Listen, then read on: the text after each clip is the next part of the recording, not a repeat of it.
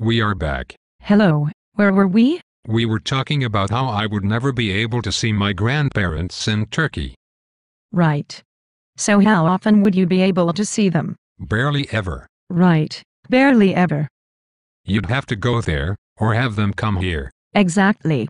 Or make a movie. At one point there were booths where you could record movies and send them around the world. Now we have video calls. Think about it. How are we talking right now? Exactly, Skip. Remember when your dad came home from the game yesterday?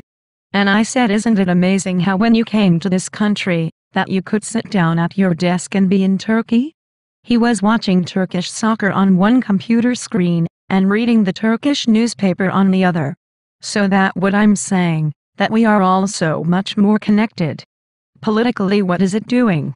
Now that of course gives us a whole other subject. I have to bring us back to the next question. What is the biggest way you think technology influenced our youth today, be it through the internet, iPhones, iPads, iPods, the whole technological learning experience? What do you think? That's what I said before, because what it does to you as youth, is it enables you to know everything that is possible. The basis of knowledge. Yeah, the basis of knowledge. This is how I want you to think about it. Go back 40 years, right? You wouldn't know how to fly a plane, how to get from Poland to Yugoslavia by car, etc. Like tutorials, information, instructions, like everything. And you could say as young people, I really want to be this thing because you know who it is, whereas, I'm not thinking about people in New Jersey who have traveled around the world, but I am thinking about people who are in some small town who never actually knew this existed, or that existed, or the possibility to be this or that person existed. Now we can be anything we want to be. Go anywhere you want to go. It enables us. It totally enables us. Enables you even just to think about it. To think, you know what, I really want to live in France, I love the way it looks. People never could do that. So I think it is all absolutely for the good. For the fact that you can talk to your friends, that you can keep in touch with your grandparents that live half a world away, right? How great is that? And another question, in the past few decades, what do you think the most important technological breakthrough was? Well, obviously the computer. Obviously, besides that. But that was the breakthrough, there was only one breakthrough. Because everything else was based off of it, that's it. And what do you think technology in general will be like in 15 years? Do you think iPads will be common technology? Do you think there's going to be something better? There's going to be something smaller than that. Half the size, it's going to come out in 5 years, it's going to do double the work, it's going to have double the power, and you are going to keep it in your pocket. Everything's going to be smaller and better? No, everything's going to be medium-sized and better. I think we're going to come to the end of desktop computers, because everything's getting smaller and better. You are going to connect to your computer easier. I had an idea recently about a desktop computer so small that everyone can have one, and keep it in a bag, and mine wouldn't have screen, it would just be the computer, the size of an iPad, and wherever you go, you plug it into a monitor, and there are monitors everywhere. And not just smaller and better, but easier to access and more user-friendly. You don't need the heavy desktop for no reason anymore, your MacBook. But now that I have the iPad, I barely have to take my laptop anywhere with me.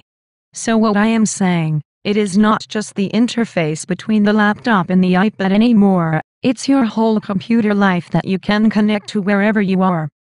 That's what's so great about the iPhone. You have your email on the iPhone and send it to anyone anywhere and get a message from someone across the world in an instant. I am amazed by it, how you get and receive messages that quickly. And I have known it my whole entire life. You haven't. You were around before it, and that is what makes it so much more interesting and amazing. Because I was around before, you heard Mom's whole thing with Tay about calling the number for the time. We didn't even know what time it was. We used the phone as a clock. And actually in my lifetime thought that the phone was so amazing. I am so old that when we first started in DC my phone had 5 digits, and to call New York, you had to dial an operator. You could even dial until I was married with kids. Do we still call the operator today? I think there is one, but I don't know how you could get a hold of one. I think that if you had a real problem maybe, but I don't think so.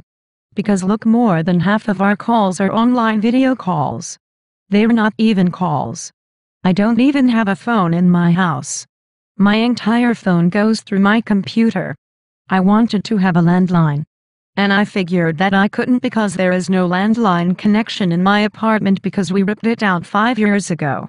So of course it is like now, we all track it for granted.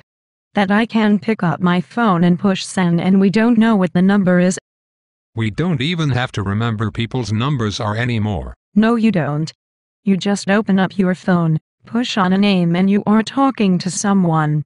And that's only in the last 20 years of my life, but I am so used to it.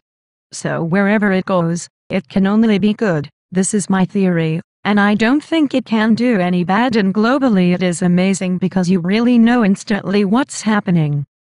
Because before that it took so long for a message, a product, a good, a service to go anywhere around the world. It basically unified the globe. And on top of it, because of computers we have FedEx. It is an outcropping of computers because it is a totally computerized package service.